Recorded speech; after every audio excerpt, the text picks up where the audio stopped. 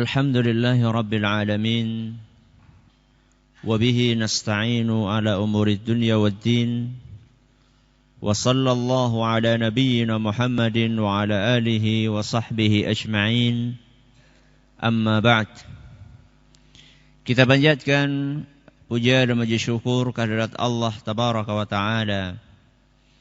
Pada kesempatan malam yang berbahagia kali ini, kita kembali diberi kekuatan, kesehatan, hidayah serta taufik dari Allah Jalla wa Ala, sehingga kita bisa kembali menghadiri pengajian rutin tafsir kita ini di Masjid Agung Darussalam Purbalingga. Kita berharap semoga Allah Tabaraka wa Ta'ala berkenan untuk melimpahkan kepada kita semuanya ilmu yang bermanfaat, sehingga bisa kita amalkan sebagai bekal untuk menghadap kepada Allah Jalla wa Ala.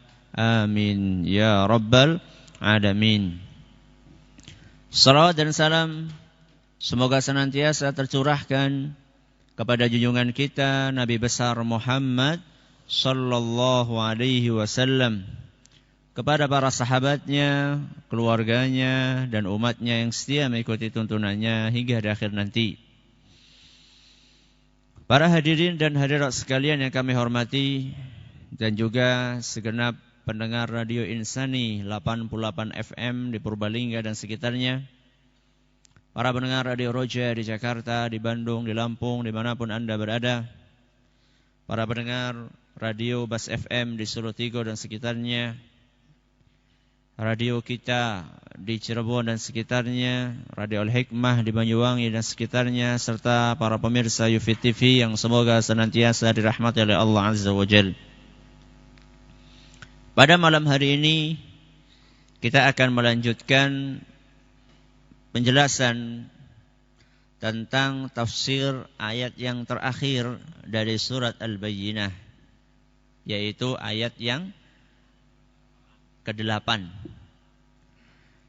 di mana saat itu kita sudah memulai untuk mengkaji ayat yang mulia ini, bahwa ayat ini berisikan tentang ganjaran yang Allah sediakan untuk hamba-hambanya yang beriman dan beramal soleh.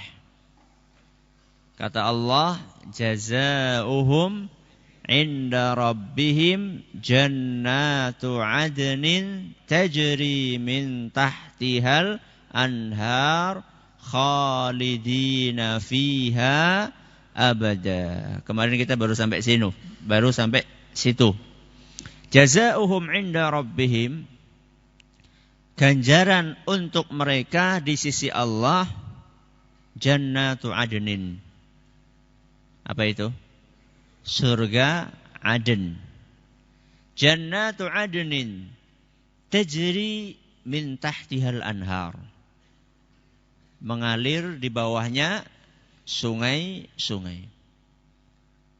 Khalidina fiha abada, mereka akan kekal di dalamnya selama-lamanya. Allah Subhanahu wa Ta'ala masih akan menyebutkan balasan lain yang Allah sediakan untuk hamba-hambanya yang beriman dan beramal saleh. Kemarin kita bahas balasannya adalah surga. Masih ada balasan lain yang Allah persiapkan untuk hambanya yang beriman itu. Apa? Radiyallahu anhum wa radu'an. Apa artinya radiyallahu anhum? Allah ridho kepada mereka.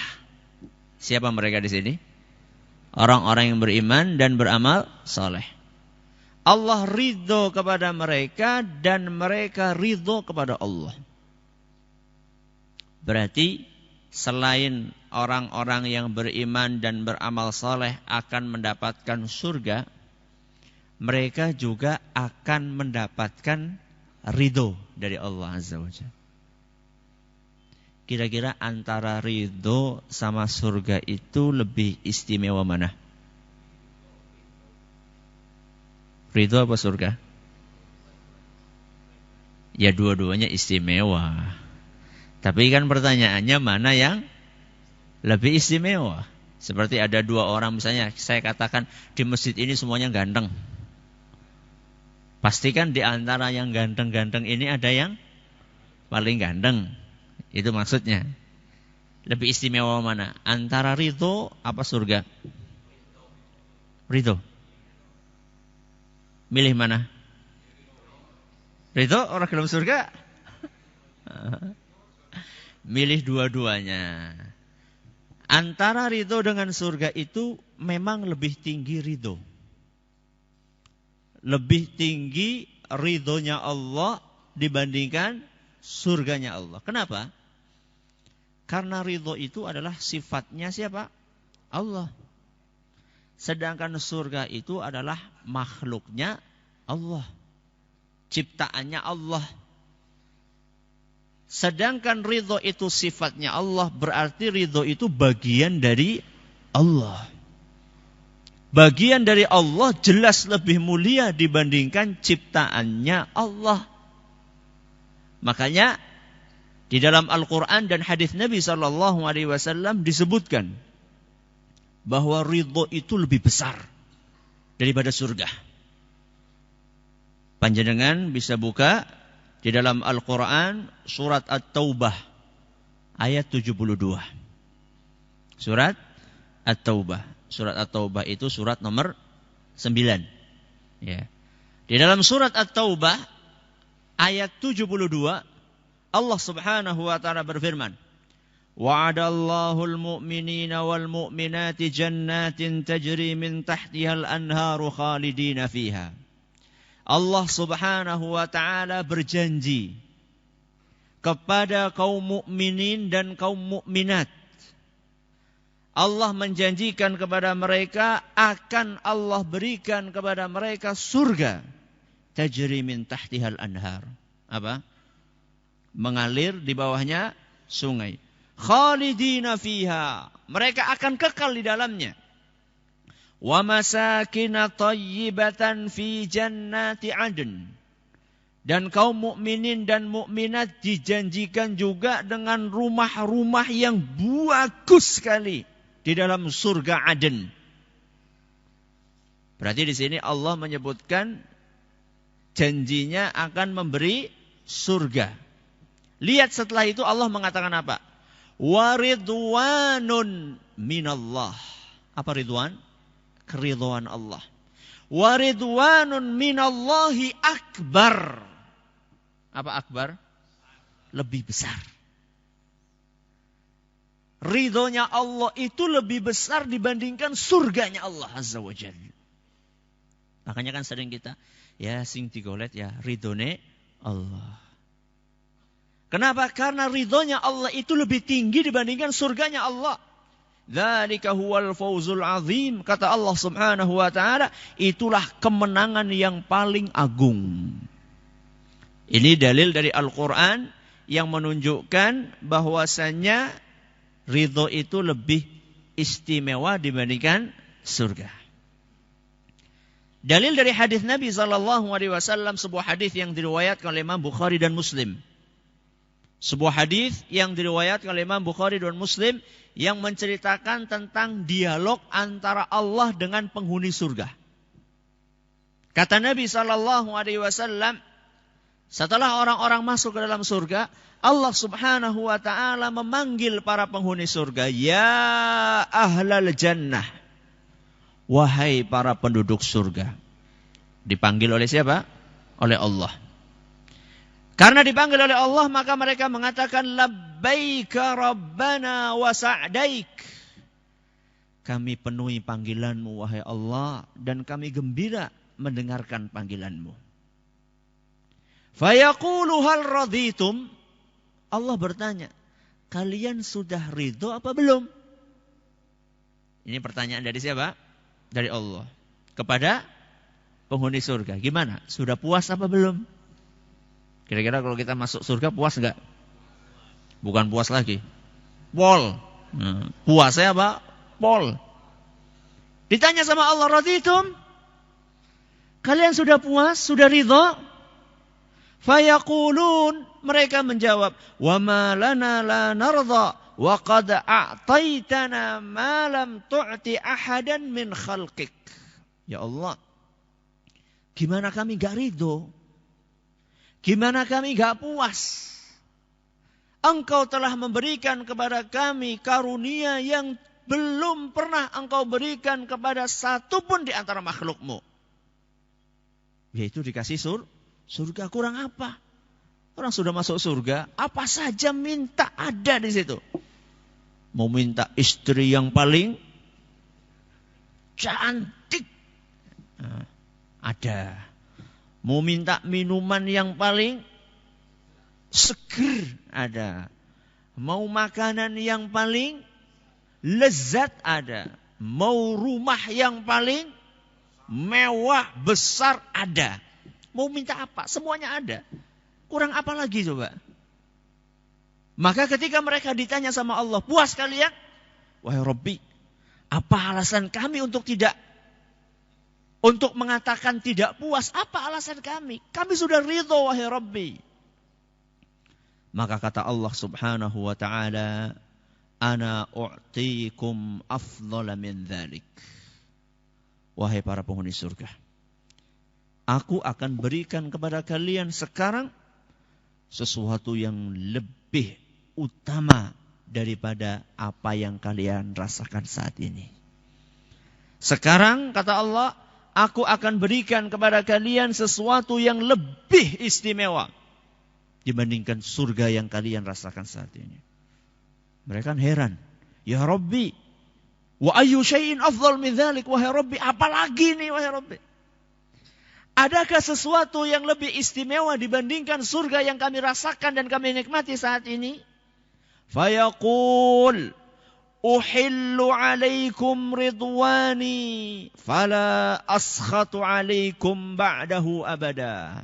Kata Allah, sekarang ini aku akan limpahkan keridhaanku kepada kalian. Dan setelah detik ini aku tidak akan pernah murka dan marah kepada kalian. Hadis riwayat Bukhari dan Muslim.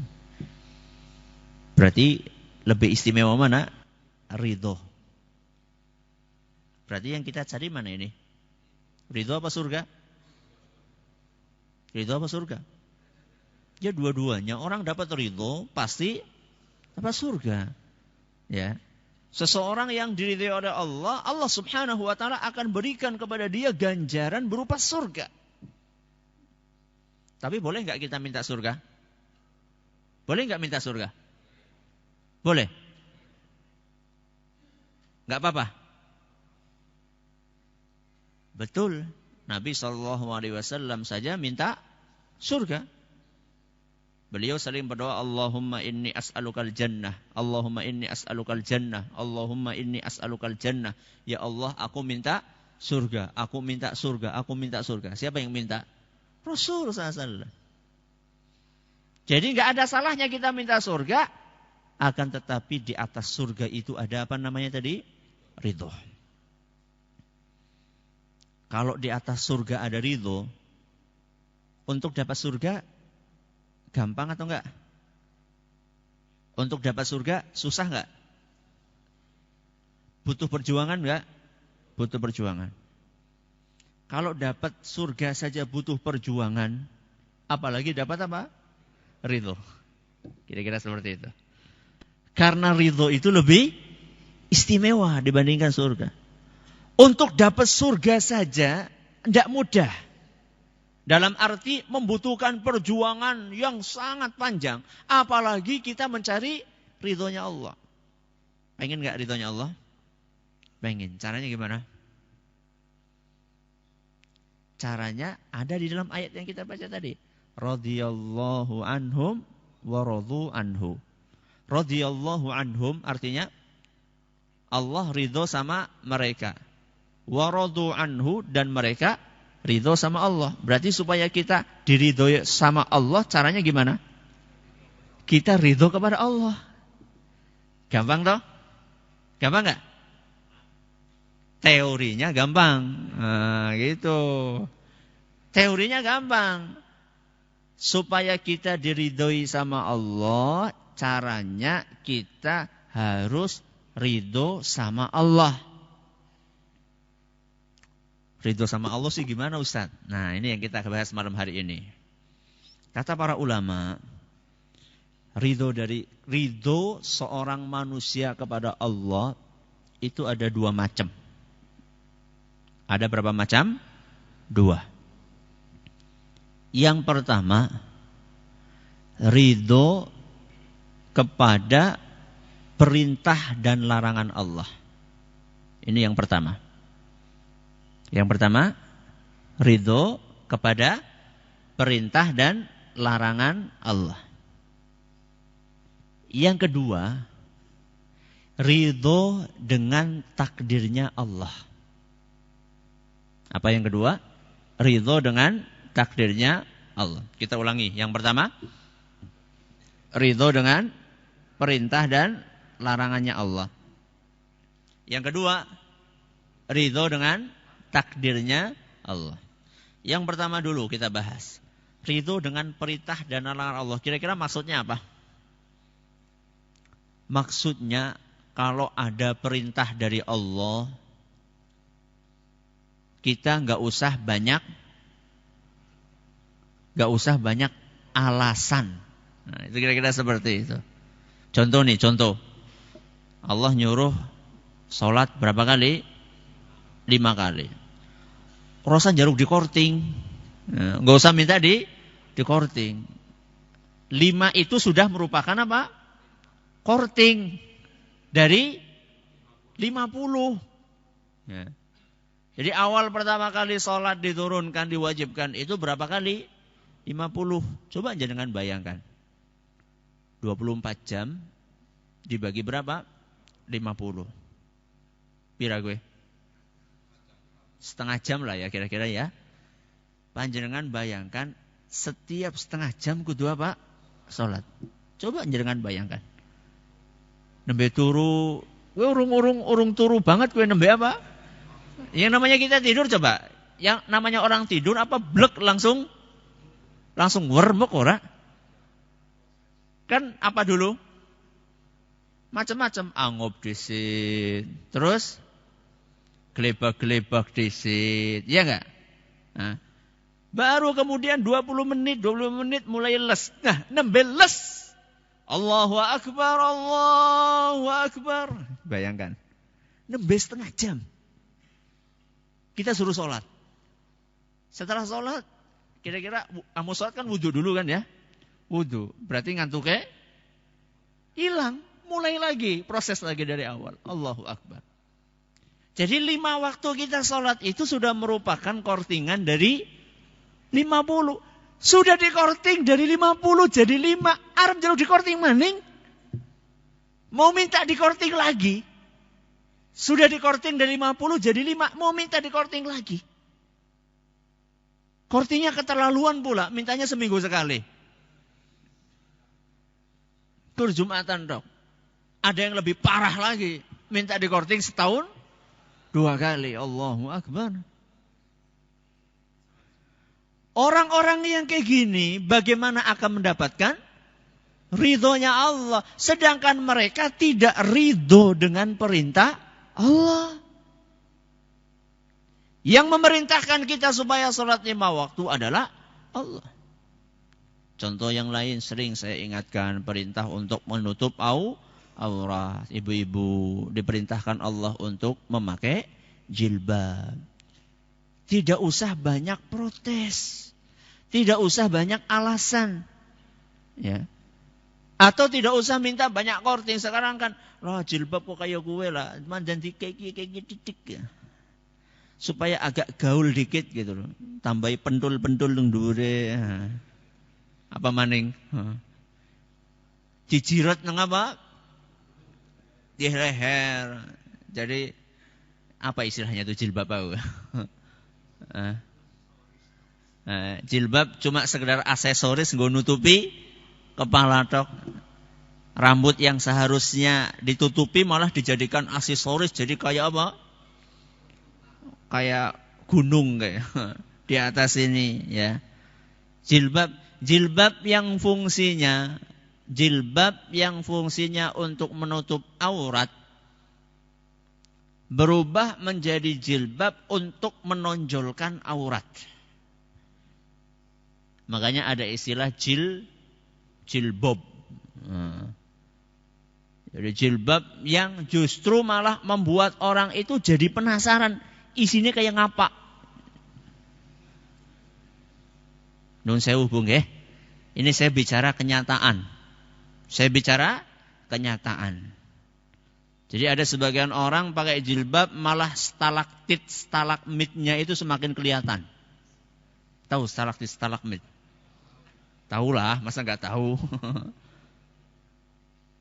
Seharusnya kan jilbab itu menutup aurat sehingga orang itu terjaga pandangan matanya dari apa yang ada di belakangnya jilbab.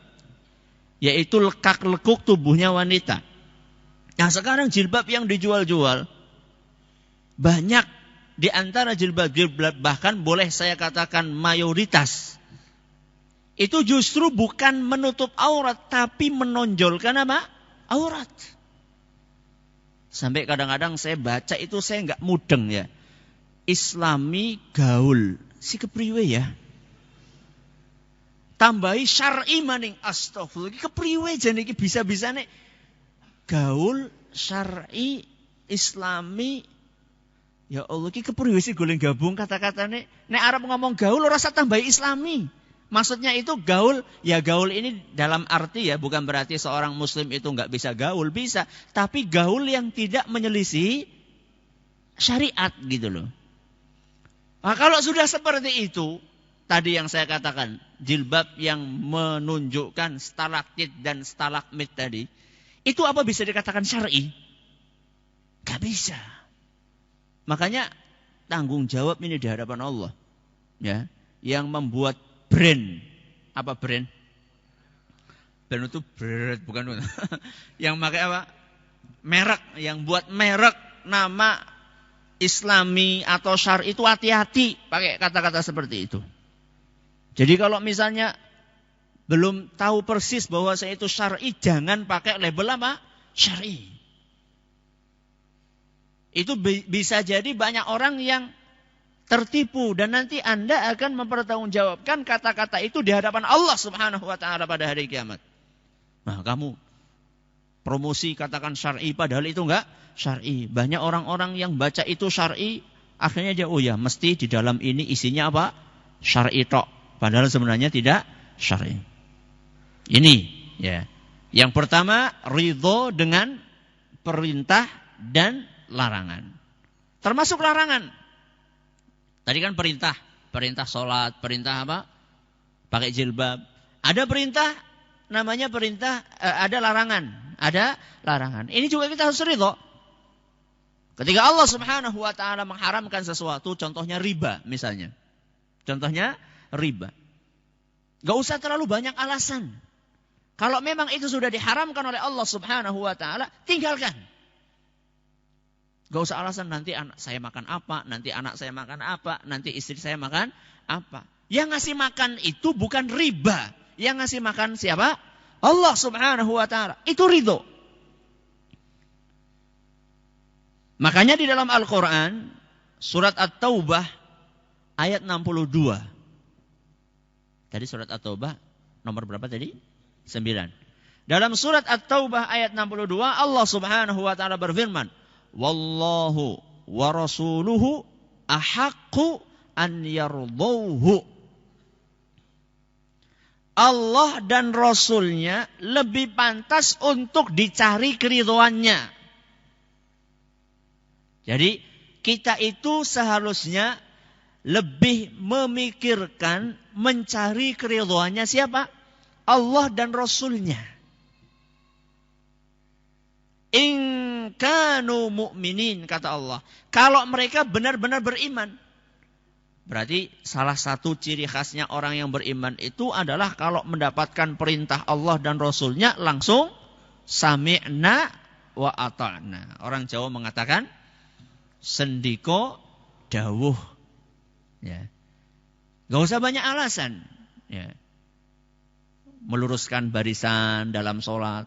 Aja kur sami'na wa ta'na netok tapi barisane bolong-bolong. Ada sebagian orang kalau udah pakai sajadah, ki sajadahku ya aja ditek. Seakan-akan itu ngomong seperti itu walaupun tidak terucap gitu loh. Walaupun tidak terucap, sajadah ambane semene iki. Allahu Akbar. Sajadah wong siji ambane semene iki. Salatnya gimana? Mau kayak gini apa salatnya kakinya? Paling-paling dipakai seberapanya? Setengahnya paling dipakai. Terus setengahnya buat siapa? Buat siapa kira-kira? Buat bludas-bludus setan. Ya. Buat masuk setan. Makanya salatnya mikir kemana-mana. Ya, melayang kemana-mana pikirannya. Kenapa? Karena barisannya itu bludas-bludus setan masuk itu lewat situ. Ya. Jadi ketika ada perintah merapatkan shaf, rapatkan. Walaupun bukan saya katakan itek-itekan ya. Ada sebagian orang mau sholat kok itek-itekan. Bukan itek-itekan, merapatkan. Bedakan antara injak-injakan dengan merapatkan. Ya, merapatkan itu artinya ya nempel. Ya, walaupun tidak harus didorong-dorong kayak gitu, nempel. Ya, tidak ada celah di situ. Kemudian lurus gitu. Lucu sebagian orang sholat itu zigzag. Sholat itu zigzag, harus zigzag nang kantor polisi itu ketika akan apa? Ujian SIM itu. Sholat kok zigzag softnya? Lurus. Nabi SAW mengatakan sawu sufufakum. Luruskan barisan kalian. Anehnya, jamaahnya sudah mengatakan sami'na wa ata'na, seru banget. Tapi, lu artinya sami'na wa ata'na niku nopo, Pak? Kami dengar, kami taat. Kalau kayak gitu berarti cuma dengar tok, tapi enggak taat. Sami'na ora ata'na, seharusnya seperti itu. Ya. Maka ini perintah dari Allah. Jadi supaya kita mendapatkan ridho Allah, kita harus ridho dengan Allah. Maksudnya ridho dengan perintah dan larangannya Allah Subhanahu wa ta'ala. Walaupun kadang-kadang harus tidak sesuai dengan keinginan manusia. Apakah keinginan Allah mesti sejalan dengan keinginan manusia? Enggak. Sekarang misalnya ya, kayak orang kerja di kantor misalnya. Kalau keinginannya Allah, waktunya sholat. Keinginannya bos, mengkodisit. Itu maksud saya. Jadi kita yang cari ridhonya Allah atau ridhonya manusia? Ya.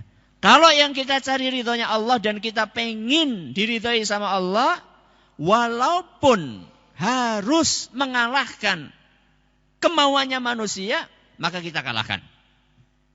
Dan orang-orang yang seperti inilah yang akan mendapatkan ridho dari Allah. Di dalam sebuah hadis yang diriwayatkan oleh Imam At-Tirmidzi, dan hadis ini dinilai sahih oleh Imam Ibnu Hibban dan Syekh Al-Albani, diceritakan. Salah seorang penduduk Madinah bercerita, kataba Muawiyah ila Aisyah ummil mu'minin. Pada suatu hari Muawiyah, salah seorang sahabat Nabi SAW, nulis surat kepada Ummul Mukminin Aisyah. Kira-kira isi suratnya apa gue? Kata Muawiyah, aniktubi ilayya kitaban tusini fihi wala tukthiri alayya. Kata Muawiyah, tolong nasihati aku, jangan panjang-panjang. Muawiyah minta nasihat kepada Aisyah, supaya beliau menasehati Muawiyah, tapi Muawiyah mintanya jangan panjang-panjang. Fakatabat Aisyatu ila Muawiyata. Maka Aisyah pun menulis surat kepada Muawiyah, salamun alaik. Assalamualaikum. Amma ba'du. Fa inni sami'tu Rasulullah sallallahu alaihi wasallam yaqul. Setelah mengucapkan salam, Aisyah mengatakan, saya pernah mendengar Rasul sallallahu alaihi wasallam bersabda, manil tamasa ridha Allah bi sakhatin nas kafahullahu mu'natan nas. Barang siapa yang mencari ridhonya Allah, sekalipun beresiko mendatangkan kebencian manusia, Allah akan lindungi orang tersebut dari gangguan manusia. Apa? Kata Nabi, barang siapa mencari ridhonya manusia, walaupun beresiko memanggil kebencian apa?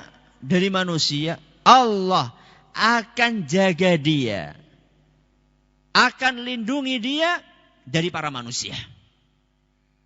Kemudian sebaliknya, kata Aisyah, kata Nabi SAW, وَمَنِ الْتَمَسَ رِضَاءَ النَّاسِ بِسَخَطِ اللَّهِ.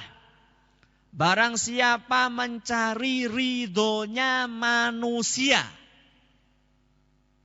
dengan melakukan hal-hal yang mendatangkan kemurkaan siapa? Allah. وَكَلَهُ اللَّهُ إِلَى النَّاسِ. Allah akan jadikan dia ini tergantung sama manusia. Wassalamualaikum. Itu isi suratnya siapa? Aisyah. Singkat, padat. Jadi di sini Allah Subhanahu wa taala melalui lisan Nabi-Nya sallallahu alaihi wasallam mengajarkan kepada kita agar kita berusaha mencari ridhonya Allah. Dan itu menjadi target utama kita, walaupun mungkin itu akan membuat orang menjadi tidak suka. Sekarang saya tanya, orang jujur disukai apa enggak? Disukai enggak orang jujur? Enggak kan? Coba jenengan buka toko, buka apa? Buka toko, tulis itu gede-gede, tidak menerima permintaan nota kosong. Kira-kira banyak yang enggak suka apa enggak? Banyak yang enggak suka? Banyak pasti. Akhirnya dia mencari toko yang mau ngasih nota kosong. Kalau orang pedagang tersebut tidak yakin dengan ridhonya Allah Subhanahu wa taala, maka dia pikir, loh emang teman, pelanggan pada bubar. Copot baiklah ngesuk. Kemarin tulisannya tidak menerima permintaan nota kosong. Sekarang tulisannya menerima dengan tangan terbuka permintaan nota kosong. Nah, kira-kira seperti itu. Itu mencari ridhonya manusia dengan sesuatu yang mendatangkan kemurkaan Allah. Contoh yang lainnya, langsung saja tidak apa-apa ya. Toko, wah namanya warung kok nggak jualan rokok nih gimana sih? Nah, gitu kan? Oh nanti orang pada nanya gini, rokoknya mana? Yang dicari ridhonya Allah atau ridhonya manusia? Sulit gak? Sulit.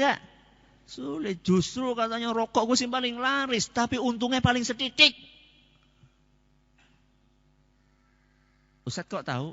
Iya dulu saya pernah jualan rokok. Ketika saya masih di pondok, saya itu ditugasi untuk jaga warungnya pondok. Di situ jualan rokok. Walaupun saya nggak ngerokok. Alhamdulillah sekarang pondok saya sudah nggak jualan rokok lagi. Alhamdulillah. Dulu sekitar ketika saya masih muda dulu. Tahun berapa lah lupa saya. Tahun 90-an atau 97-an lah kira-kira. Tahu persis. Rokok itu modalnya besar. Untungnya apa? Sedikit. Kayak gitu kok dipertahankan. Dunyanya ora oleh, akhiratnya apa maning? Yang dicari ridhonya manusia atau ridhonya Allah Subhanahu wa taala. Kok ketone kayak keras temen Ustaz. Nah, loh sekarang saya tanya panjenengan itu, kalau anak-anak jenengan ngerokok, jenengan rela enggak? Rela enggak? Enggak rela. Istri jenengan ngerokok, jenengan rela enggak? Kok tertawa? Jenengan rela enggak? Rela enggak? Kalau jenengan rela, Masya Allah, na'udzubillah min dzalik. Nah kalau misalnya istri itu beli rokoknya di tempat warungnya tetangga, berarti kan tetangga kita yang menyediakan sarana itu buat istri kita, buat anak-anak kita. Kenapa kita tidak rela istri kita ngerokok, sedangkan kita sediakan rokok buat istrinya orang lain? Ini adalah ridho dengan apa tadi? Dengan perintah dan larangan Allah. Yang kedua, ridho dengan apa tadi? takdirnya Allah. Terutama takdir yang pahit-pahit. Kalau takdir yang enak-enak sih ya kita ridho. Misalnya kita ditakdirkan jadi orang kaya, ridho enggak? Ridho. Ditakdirkan dapat istri yang cantik, ridho enggak? Ridho. Dapat pekerjaan yang enak, kerjanya dikit, duitnya banyak, itu ridho, itu wajar. Yang kita bahas ini dengan takdir Allah yang sulit-sulit. Contohnya, Allah menakdirkan miskin, Allah menakdirkan sakit, Allah menakdirkan ada orang tercinta kita yang meninggal. Disinilah ujiannya. Ya.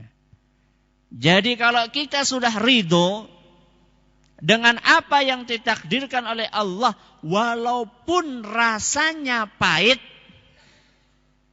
maka insya Allah kita punya peluang untuk mendapatkan ridhonya Allah SWT. Ada sebagian orang nggak bisa paham atau belum bisa paham. Gimana sih wong dikasih miskin kok ridho? Gimana sih kok dikasih sakit kok ridho? Lah wong bisnisnya bangkrut kok ridho? Itu enggak logis kata sebagian orang. Kita katakan, kenapa kok orang yang beriman ketika dia mendapatkan takdir-takdir yang enggak enak tadi, kenapa dia bisa ridho? Karena itu dilandasi sebuah keyakinan di dalam hatinya. Bahwa apapun yang ditakdirkan oleh Allah, pastilah itu yang terbaik. Ini landasan keyakinannya. Apapun yang ditakdirkan oleh Allah, pasti yang terbaik. Dan itu jaminan. Dari Nabi SAW dalam sebuah hadis yang diriwayatkan oleh Imam Ahmad. Dan hadis ini dinyatakan sahih oleh Imam Al-Diya Al-Maqdisi dan oleh Al-Arnaud. Kata Nabi SAW, "Ajibtu lil mu'min." Kata Nabi SAW, aku ini takjub sekali dengan kondisinya orang yang beriman. Jadi Nabi ini sampai terheran-heran merasa takjub dengan orang yang beriman. Apa wahai Rasul yang membuatmu takjub kepada orang yang beriman? Innallaha la yaqdi lil mu'mini qada'an illa kana khairan lahu. Allah itu tidak akan pernah menakdirkan sesuatu untuk seorang mukmin kecuali pasti takdir itu yang terbaik untuk dia. Apapun takdir Allah, jadi orang kaya, itulah yang terbaik. Jadi orang miskin, itulah yang terbaik. Sehat, itulah yang terbaik. Sakit, itulah yang terbaik. Walaupun kelihatan tidak enak. Konon, ada sebuah cerita, seorang raja yang punya menteri. Seorang raja yang punya menteri. Menterinya ini selalu menasihati orang-orang. Kalau kena musibah, dapat apa? Sudahlah, ini yang terbaik. Setiap ketemu menterinya ini, kalau ketemu sama orang kena musibah, selalu nasihati inilah yang terbaik. Ketemu orang lagi kena musibah, inilah yang terbaik. Suatu saat Allah Subhanahu wa ta'ala menakdirkan raja ini jentiknya putul. Jarinya itu putus. Entah karena apa, mungkin karena mainan pedang atau apa, pokoknya putus jarinya. Maka cepat-cepat menteri ini mendatangi siapa? Rajanya. Menteri itu mengatakan, Paduka, inilah yang terbaik. Waduh. Kira-kira responnya gimana? Marah luar biasa. Kurang ajar. Wong jentik putul kok yang terbaik ini gimana kamu? Penjara. Jebloskan ke penjara. Sambil berjalan menuju ke penjara, dia mengatakan, inilah yang terbaik. Masuk penjara. 1 tahun, 2 tahun, 3 tahun, 4 tahun. Kemudian suatu hari setelah berapa tahun, raja ini pergi berburu. Pergi berburu beserta dengan menteri-menterinya yang lain dan prajurit-prajuritnya. Sudah. Karena terlalu dalam masuk ke hutan, tersesat. Ini raja tersesat. Sampai sudah tersesat, ketangkap sama suku ya primitif yang suka makan daging manusia. Dan suka memberikan persembahan kepada dewa-dewa mereka. Sudah tersesat, terjebak pula. Akhirnya betul, satu persatu itu disembelih.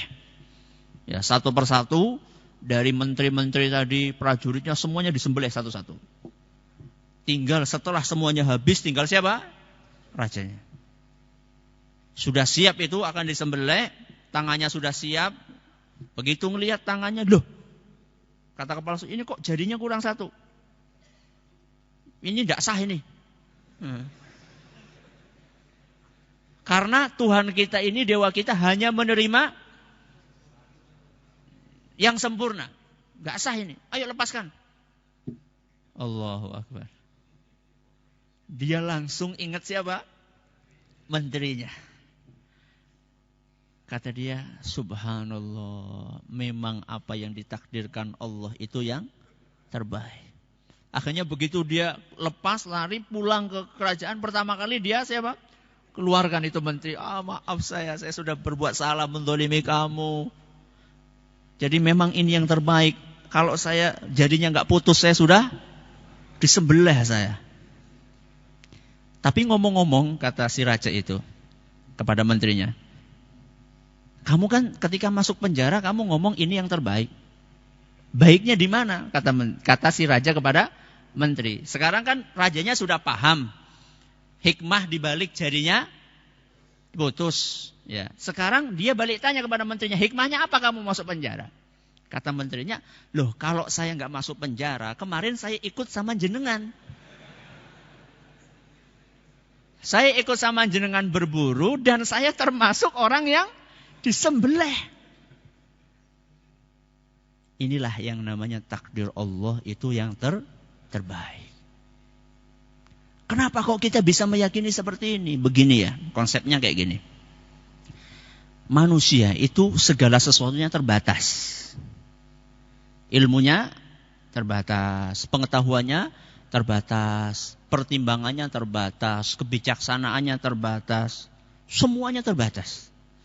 Karena ilmunya manusia terbatas, sehingga keputusan dan pilihan dia pasti kualitasnya juga terbatas. Ketika dia memutuskan sesuatu, ada kemungkinan untuk keliru atau tidak? Sangat ada. Contoh misalnya, mungkin nggak kita keliru milih pasangan? Mungkin nggak? Mungkin. Kan buktinya orang menikah kemudian nggak langgeng, terus apa? Cerai. Iya kan? Mungkin nggak kita keliru memilih rekan bisnis? Mungkin. Kelihatannya jujur, jebule, ngelombu sampai dibawa modal, semodal-modalnya semuanya dibawa. Mungkin nggak kita keliru di dalam memilih misalnya kendaraan? Ya, sangat mungkin. Kita pikir ini kendaraannya bagus sekali, ternyata ngadat di tengah jalan. Ini semuanya bersumber karena keterbatasan ilmu kita. Kita itu nggak tahu apa yang akan terjadi di esok hari. Kita nggak tahu, kita cuma tahunya orang ini penampilannya bagus, kelihatannya soleh, ternyata kita nggak tahu dia itu penipu. Masa yang akan datang kita nggak tahu. Sebaliknya Allah Subhanahu wa Ta'ala itu Maha tahu. Allah tahu apa yang terjadi kemarin, sekarang dan besok. Allah Maha tahu. Berarti kalau Allah Maha tahu, pilihan Allah pasti benar. Pilihan Allah itu pasti tepat. Pilihan Allah mana? Ketika Allah menakdirkan sesuatu buat kita. Itulah pilihan Allah. Kita sudah bisnis, ya, sudah keluar modal sekian besar, sudah melakukan pertimbangan sekian macam. Ternyata kok gagal bisnis kita. Itulah pilihannya Allah. Dan pilihan Allah pasti benar. Makanya orang yang beriman, hidupnya apa? Enak, nyaman, ayem, tentrem, guyub, rukun. Itu orang yang beriman. Karena dia kena apa saja, nggak pernah dia banyak ngeresulah. Ini sudah yang terbaik. Dapat istri ternyata nggak terlalu cantik, ini yang terbaik. Dapat pekerjaan, rizkinya segini, ini yang terbaik. Bukan berarti kita nggak boleh mengembangkan, boleh mengembangkan. Ya, boleh mengembangkan pekerjaan kita. Akan tetapi kalau suatu saat kita sudah berusaha mengembangkan, kok ternyata mentok, ucapkan apa? Ini yang terbaik. Makanya Nabi melarang kita kalau terjadi sesuatu untuk mengatakan lau. Lau itu apa artinya? Donge. Ya, donge itu apa? Andaikan. Itu dilarang sama Nabi SAW. Tapi disuruh mengatakan qaddarallahu wa masya'al. Ini sudah takdirnya Allah Subhanahu wa taala. Sampai di sini pengajian kita pada kesempatan kali ini. Intinya kalau kita pengen mendapatkan ridho Allah, kita harus berusaha apa? Ridho sama Allah. Ridho sama Allah berapa macam? 2. Yang pertama, ridho dengan perintah dan larangan Allah. Yang kedua, ridho dengan takdirnya Allah Azza wa Jalla. Terima kasih atas perhatiannya. Mohon maaf segala kurangannya. Kita tutup dengan membaca Subhanakallahumma wa bihamdika asyhadu an la ilaha illa anta astaghfiruka wa atubu ilaik. Assalamualaikum warahmatullahi wabarakatuh. Tanya jawab insyaallah pada Isya. Bismillahirrahmanirrahim. Alhamdulillahirabbil alamin wassalatu wassalamu ala nabiyina Muhammadin wa ala alihi wa sahbihi ajma'in. Amma ba'd. Alhamdulillah, saya sudah bekerja dengan pendapatan yang ngepres tiap bulannya di bawah UMK. Ana bingung Ustaz, ana pengen bersedekah tapi kadang kebutuhan keluarga ana kurang. Tapi ana pengen mempunyai amal tambahan selain amalan yang wajib. Mohon nasihatnya yang terbaik. Nabi SAW menyebutkan bahwa sedekah yang engkau berikan kepada istrimu dan sedekah yang engkau berikan kepada orang lain lebih afdal sedekah yang engkau berikan kepada siapa? Istrimu. Jadi apa yang Anda nafkahkan kepada istri Anda itu lebih afdal dibandingkan apa yang Anda sedekahkan kepada orang lain. Seandainya kondisinya mepet seperti yang tadi disebutkan. Kecuali kalau orang punya kelebihan, ya, buat keluarganya ada yang berlebih, maka bagusnya ada yang diberikan kepada orang lain. Kemudian kalau Anda tetap pengen melakukan amalan yang hukumnya sunnah, alhamdulillah, infak itu kan gak harus gede-gede. Kalau Anda punyanya cuma 500 perak, 1000 perak, seandainya itu didukung dengan niat yang ikhlas dan tulus, itu bisa mengalahkan sedekah dengan nominal yang jauh lebih besar. Makanya sebagian ulama mengatakan rubba amalin saghirin tukabbiruhun niyah. Betapa banyak amalan yang kecil menjadi besar dengan niat yang ikhlas. Sebaliknya, rubba amalin kabirin tusaghiruhun niyah. Betapa banyak amalan yang gede berubah menjadi kecil dan remeh gara-gara niat yang tidak ikhlas. Maka Anda tetap bisa bersedekah yang sifatnya sunnah walaupun nominalnya tidak terlalu besar, yang penting niatnya ikhlas. Ustaz, apakah pahala yang rusak atau hilang karena riya dan sebagainya bisa kembali ke kita dalam keadaan baik dan diterima oleh Allah ketika kita menyadari kesalahan kita tersebut? Jawaban dari pertanyaan ini dikembalikan kepada perbedaan pendapat di antara para ulama. Apakah orang yang bertaubat setelah dia melakukan perbuatan-perbuatan yang bisa menghapuskan pahala, apakah pahala-pahala yang dahulu dia dapatkan itu akan kembali lagi atau tidak? Para ulama berbeda pendapat dalam masalah ini. Contoh, Ada orang sudah haji, sudah puasa, sudah zakat puluhan tahun. Kemudian dia melakukan perbuatan syirik. Berarti resikonya apa? Hilang semuanya. Kemudian dia taubat kepada Allah Subhanahu wa taala. Apakah amalan-amalan yang dulu pernah dia kerjakan, pahalanya itu yang hilang gara-gara syirik, setelah taubat apakah dipulangkan lagi sama Allah, dikembalikan lagi atau tidak? Ada perbedaan pendapat di antara para ulama dalam masalah ini. Ada yang mengatakan enggak kembali, ada yang mengatakan kembali. Wallahu a'lam, barangkali yang lebih kuat pendapat yang mengatakan akan kembali insyaallah. Karena di dalam salah satu ayat di Al-Quran Allah Subhanahu wa ta'ala menyebutkan faulaika yubaddilullahu sayyiatihim hasanat. Kata Allah Subhanahu wa ta'ala ketika menceritakan tentang orang-orang yang bertaubat, bahwa mereka orang-orang yang bertaubat itu setelah taubatnya yubaddilullahu sayyiatihim hasanat. Dosa-dosa mereka akan diganti oleh Allah dengan pahala. Allah akan ganti dosa-dosanya dengan pahala. Kata sebagian ulama, maksudnya pahala yang dahulu hilang dikembalikan lagi. Tapi syaratnya setelah taubat kepada Allah Azza wa Jalla, wallahu a'lam. Ketika kita akan membaca Al-Quran, bolehkah kita membaca basmalah setelah ta'awudz bila membacanya bukan di awal surat?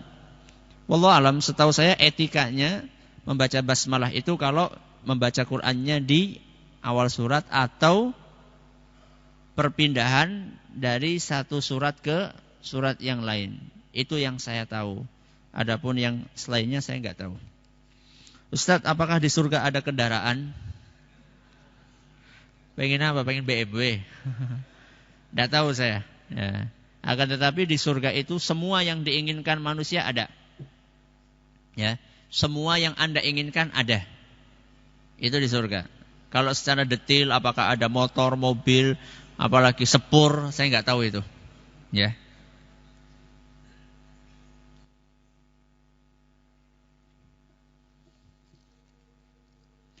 Ustaz, ada yang berdoa dengan menyebut ya Allah, ya Rasulullah. Itu bagaimana Ustaz? Satu-satunya yang boleh diseru di dalam berdoa adalah Allah. Satu-satunya yang boleh kita seru, kita panggil di dalam kita berdoa adalah siapa? Allah. Selain Allah tidak boleh. Sekalipun Rasul SAW atau Malaikat Jibril. Ya. Karena Allah berfirman, Iyyaka na'budu wa iyyaka nasta'in. Hanya kepadamulah kami beribadah dan hanya kepadamulah kami minta tolong. Minta tolong hanya kepada Allah. Kemudian Nabi SAW juga bersabda dalam sebuah hadis yang sahih, Idza sa'alta fas'alillah. Kalau kamu minta, mintalah kepada Allah.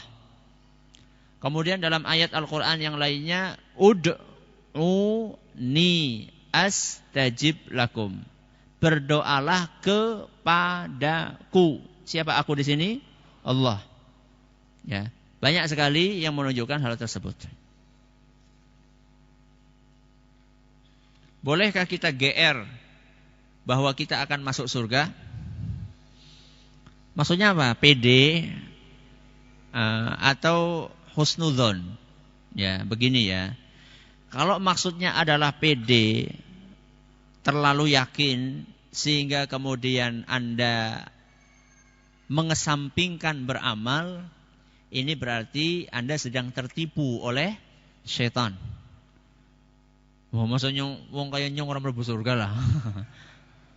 Wis salat kawit miyen, wis puasa kawit miyen, wis kaji ping kaping mas ora mlebu surga ya kebangetan temen lah. Itu namanya tertipu. Ya. Kalau orang yang beriman, mereka di dalam beribadah itu di dalam Al-Quran disebutkan khaufan wa tama'an. Jadi mereka di dalam beribadah itu ada rasa khawatirnya, tapi juga ada rasa harapnya. Harap-harap cemas. Jadi saya beribadah, saya husnudzon kepada Allah bahwa ibadah ini insya Allah akan diterima olehnya dan bisa dijadikan sebagai salah satu sarana untuk mengantarkan ke surga. Akan tetapi bukan kemudian merasa wah pasti saya masuk surga. Kalau itu nggak boleh. Yang bisa memastikan seseorang masuk surga hanyalah Allah atau Rasulullah SAW, itu pun dapat wahyu dari Allah. Nah, adapun kita ini, kita hanya bisa berharap. Kita hanya bisa berharap.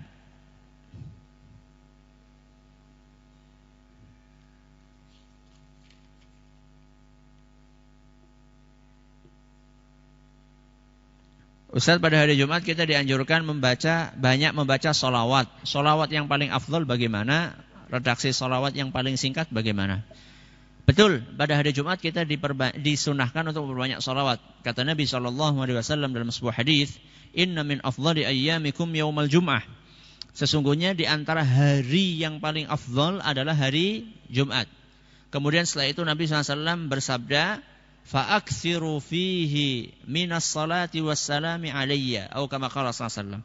Maka perbanyaklah membaca sholawat pada hari itu. Yang paling afdal mencontoh sholawat yang diajarkan oleh Nabi kita Muhammad sallallahu alaihi wasallam, yaitu sholawat yang sering kita baca. Sholawat namanya sholawat Ibrahimiyah. Sholawat apa? Ibrahimiyah. Kenapa namanya Ibrahimiyah? Karena ada namanya Nabi Ibrahim di situ. Allahumma salli ala Muhammad wa ala ali Muhammad kama sallaita ala Ibrahim wa ala ali Ibrahim.